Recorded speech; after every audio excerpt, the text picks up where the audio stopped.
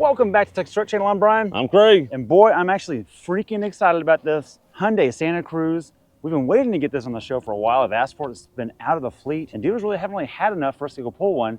But we waited for something good. We got the XRT, which is Hyundai's kind of soft rotor trim for their stuff. First things first, let's check out the Monroney. Craig, what are we dealing with here?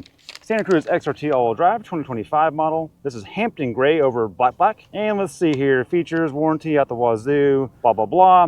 2.5 liter turbocharged 4-cylinder with the 8-speed wet dual clutch transmission and all-wheel drive as standard. Now, this is not a low-range style off-roader, but it is a soft roader. Comes up to 41,605, which is right in there in the Subaru Wilderness category of Outbacks. So think about it that way.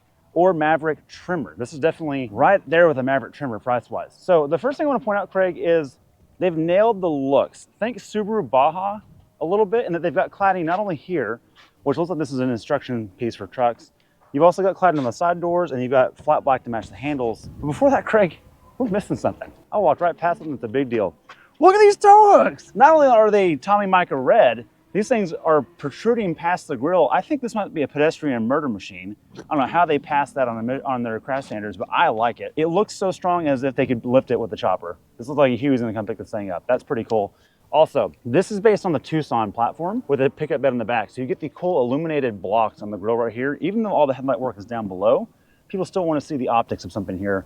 I like it. I think it's a good looking thing. It's a good color. Pretty cool. Flat black on the emblem in the middle. The Hyundai emblem, which actually matches, Craig, the new Hyundai key design.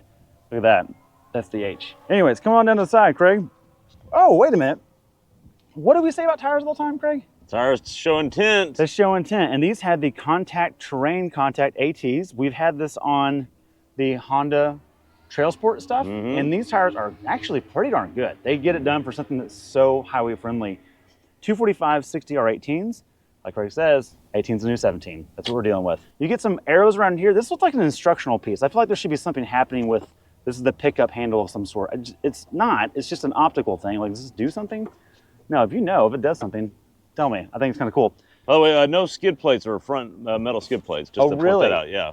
Okay, back to the soft rotor thing. It's not a serious, it's not a low range machine, and it's also a dual clutch, which is interesting. This segment doesn't, like the Maverick trimmer, has a torque converted automatic for crawling. So we're gonna go off-road with this. So stay tuned. At the end of this episode, we're gonna put it on a trail. We're at the Texas Truck Rodeo in Eagles Canyon. We have a bespoke hill climb for this. Let's see how it does. Now, roof rails, Craig. No moonroof on this, and you get roof rails, which I don't know what these are rated for. We'll try and look it up. But it is designed to put a crossbar, which means you can put a rooftop tent up here. So those overlanders on fire roads and stuff, you're gonna be really happy with this. Fuel door, think it's capless? No. Not capless. Oh man, that's a bummer. But we do have a holder, so half pass, we'll give it that. Hey look, Brian, this is one of the few vehicles we get that there's not spot for diesel, because in other markets. That's right, because it's only for us. There is no diesel market powertrain for this. Finally, something for us. Finally, just for us. Let's see here, it says, designed in California, right in the taillight. I like that. I don't know that some of our viewers will like that, but it does say that there. It's interesting. We have caps right here. It's like a regular pickup. You can pop this off and put side slats, like an old goat hauling machine. Interesting. A lot of your midsiders don't do that in your compacts. Coming around the rear, we've got a big, beefy XRT badge. That's got to be worth about 1.5 inches of lift on its own. Yeah, for sure. Now, do we have any tow points back here, Craig? No, and no hitch either. So I know there's a tow hitch available for this truck. This one just doesn't have it. You have another truck image. In case you didn't know it was a pickup, they're telling you on the step here. So that's cool. And you got a side step here as if you needed it. That's that. Let's hear what it sounds like, Craig.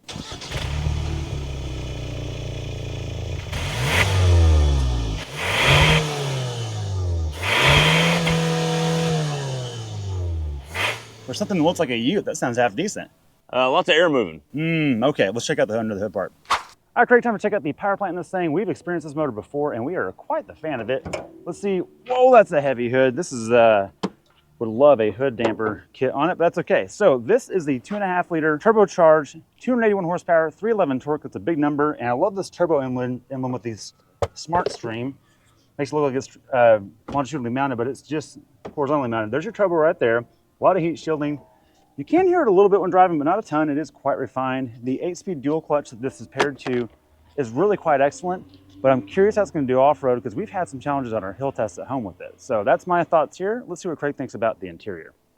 All right, Brian, time to check out the interior of the Santa Cruz, and we haven't really had a chance to play with these much, let alone the XRT or the 2025 refreshed version. But let's get into this bad boy. Let's see if it's dampened. It's dampened. Passes Thank you very much. Good job. And let's, this is pretty cool. This comes standard, at least on this particular trim. Maybe not all of them get it, but it says right here. I have not seen one without this cover before. Slide latch. Let's do it. Let's slide it forward. Okay. And boom, Bob's your uncle. Now you've got plenty of room, and it folds up neatly in there, straight from Hyundai. You don't have to get it from anyone else. And Brian, look, you get goodies down here on the side. Tie downs built in. This comes with all of it. Yeah. Like, this is a very functional. Oh, and look at that. There's no twisty knob. You just pull it out and then latch it in a preset spot. And then tie downs in the front corner, like where you need them, and then tie downs in the back, not in the thing, because Brian, this actually pops up right here. It says open, kind of like a.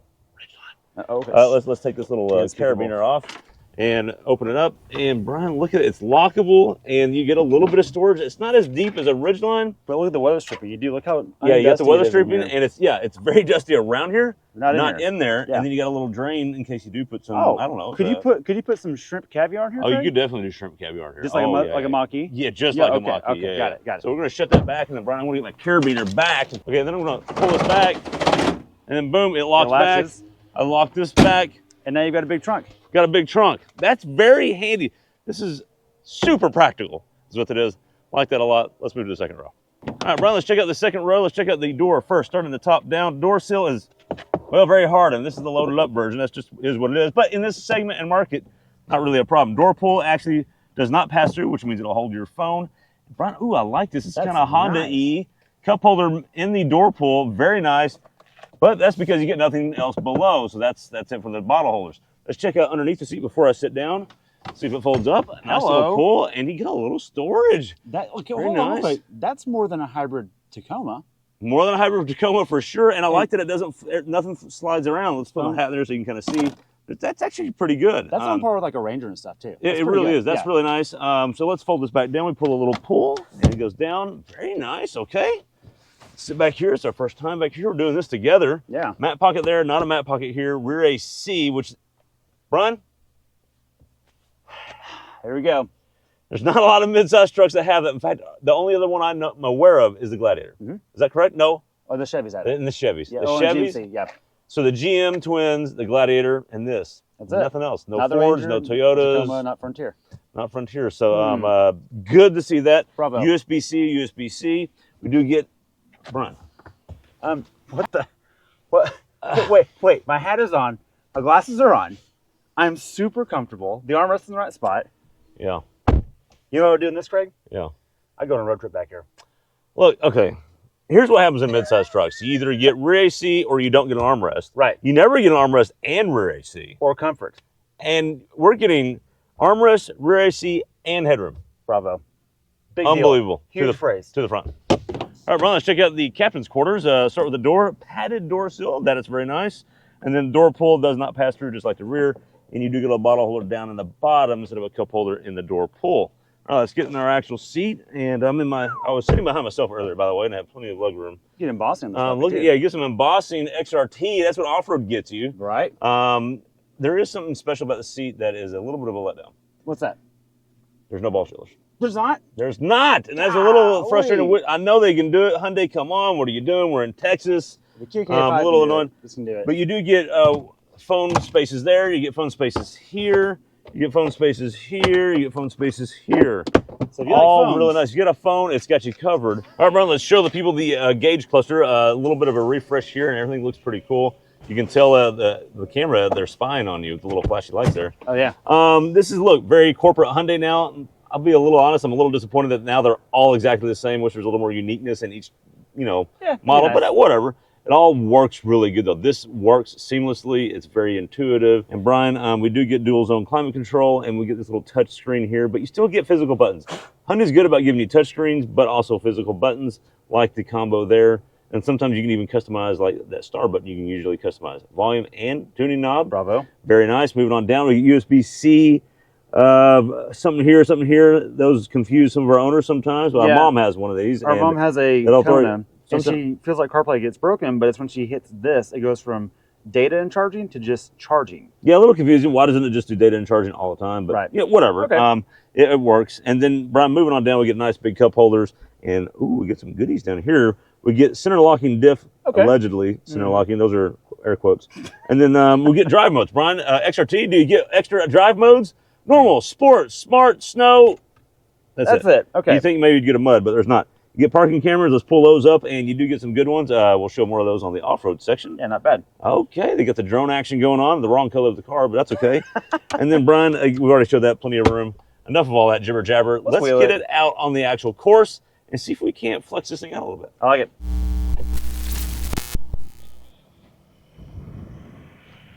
All right, we're going to tackle this little hill test, a little different than normal. We're not at a normal hill, but Brian, we've got a pretty steep hill here. We'll get some moguls we'll try for that. Do we have any modes to play with here? We don't have any XRT specific modes. We have snow, sport, smart, and normal. I'm going to do smart. Smart. I'm going to do a center diff lock. Yes. That's all we got. That's all we got. It's got downhill assist control, but we're not going downhill. We're going uphill. We're going up. And Brian, this is a pretty steep hill. Steep as our one at home, but there's no big obstacle to get over, so we're not worried about protection underneath. It's actually a little bit steeper. We're worried about grip and transmission in this one, really. Exactly. Okay, let's do it. Let's see what we got. Here we go. Let's see what happens.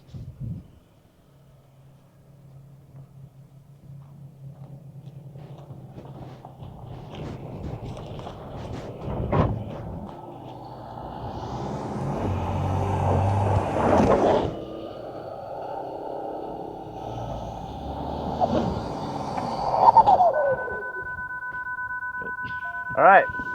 Brian, I think we're going to have to use the bypass hill. We are. We found the edge. Good news is there's a bypass line. We're going to back up and do that. Give us just a second. All right, pause. All right, Brian, so we had a pretty steep hill there. That was actually just as steep, again, as the one at home, and we really wanted to test the transmission and grip of the tires there and the off-road modes. What happened? Little correction there. This hill's actually steeper than ours at home. This one's 30 degrees. The one we have at home is right at like 22.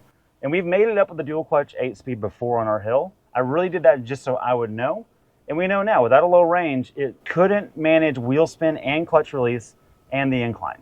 That's what was happening. Actually, the engine actually died at one point because I killed traction control, and it just wasn't happy. So it said nope. Nope. This one is about 18 degrees to 20. It's closer to the one we have at home. Let's see what it does here. Okay, let's do it.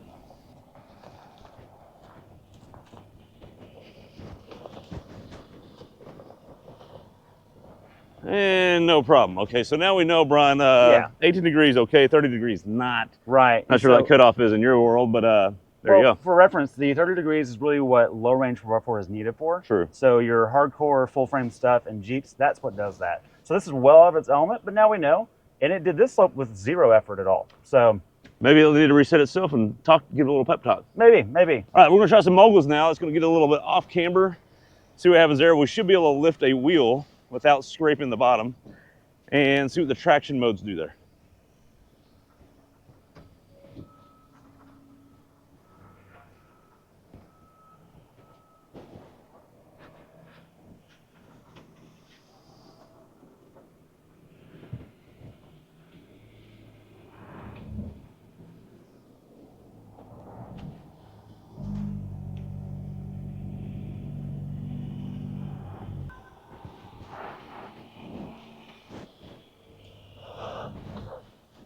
Okay.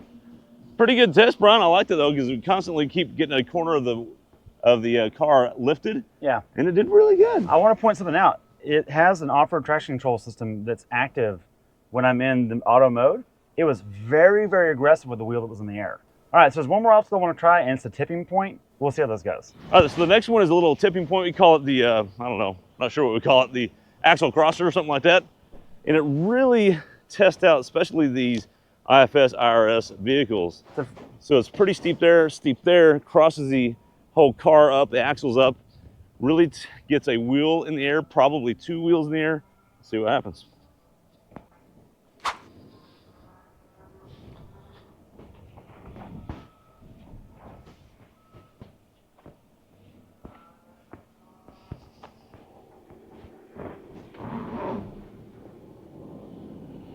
So we got the passenger rear, driver up.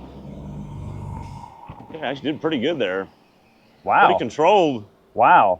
Hang on, that was really good. That was actually really good. We've taken some other vehicles that are actually much more serious duty off-road that struggled more than that. That was impressive. So you probably didn't see it on this side of the camera, but that back tire was about 4 feet in the air, the way that this thing operates. It basically fully brake locked that wheel. Did. Generated boost and slipped the clutch and pulled over. Pretty impressive. I'm impressed. That's actually awesome. All right, I'm gonna get in and let's wrap this up. Let's do it. All right, Brian, pretty impressive for the axle crossover, or frame twister as we call it. That was really good. We got a tire full in the air, but it just kind of handled it, like you said. Yeah. Also, Brian, I want to point something else out. Most people that are doing overlanding, I'm not saying you're going to overland in this, but I'm saying you do a lot of fire roads probably. Right. And this is pretty good suspension. It's pretty smooth on these fire roads. Yeah, pretty compliant, and you're going to be very happy with this if this is your fire road rig. So I think that's really the test for this, is not what we're doing in frame twister. And so all that being said, I'm quite impressed. Well, and I'll also say this, Brian, I've driven other Hyundai products that have this transmission setup. I think the Sorrento I had. Oh, it had rips. 2.5 turbo with this 8-speed, and I've driven on my dirt roads on my drive to work, and they're similar to like fire roads.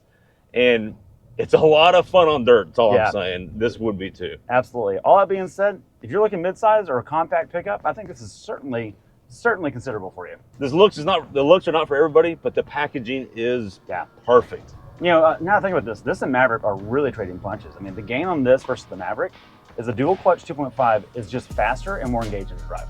Sure. It just is. Yep. The downside is for towing and stuff like that, the dual clutch is not. Right. So it's a trade-off in what you're really doing with it. Yeah, fair enough. With that, thanks for watching. Be sure to like and subscribe. Let us know if you like this or the Maverick better. We think we know because the Maverick's selling a lot. But really good updates here in this one, and I think you should consider the Santa Cruz. Let us know in the comments. Thanks for watching. Thanks for watching.